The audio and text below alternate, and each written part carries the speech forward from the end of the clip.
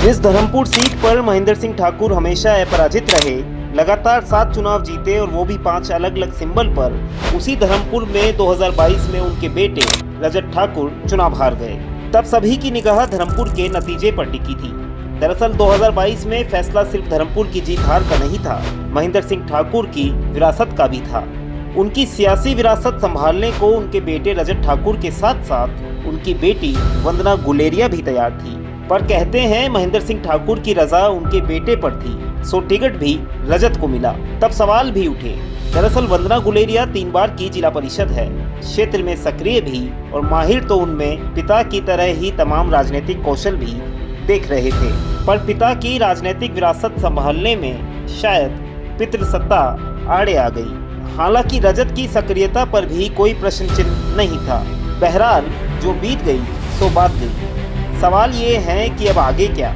फिर से रजत ठाकुर या इस बार बहन भाई से बाजी मार लेगी? अलबत्ता चुनाव में खासा वक्त है, लेकिन धर्मपुर की राजनीति में ये चर्चा अभी से शुरू हो चुकी है। वंदना गुलेरिया की बात करें तो कुछ वक्त पहले ही उनके पति का देहांत हुआ है। कहते हैं उस मुश्किल वक्त में उनका मन राजनीति से भी उब गया। पर वंदना को तो राजनीति के सिवा कुछ आता ही नहीं। 3 बार की जिला परिषद है, यानी 15 साल से चुनावी राजनीति में अपना लोहा मनवा रही है। क्षेत्र में पकड़ है और पिता की तरह तेवर भी। कहते हैं किसी के अच्छे में न सही, लेकिन बुरे वक्त में वंदना हमेशा खड़ी दिखी है, बगैर किसी राजनीतिक भेदभाव के।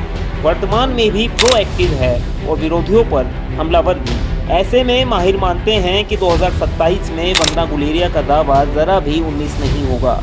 एक और बात वंदना के पक्ष में जाती है, वो है महिला आरक्षण। अगर 2027 तक आरक्षण लागू न भी हुआ तो भी माना जा रहा है कि भाजपा अधिक से अधिक महिलाओं को टिकट देगी। ऐसे में ये भी वंदना के पक्ष में जा सकता है। बहरहाल धर्मपुर की राजनीति में भाजपा और कांग्रेस से पहले भाई और बहन का मुकाबला देखने को मिल सकता है।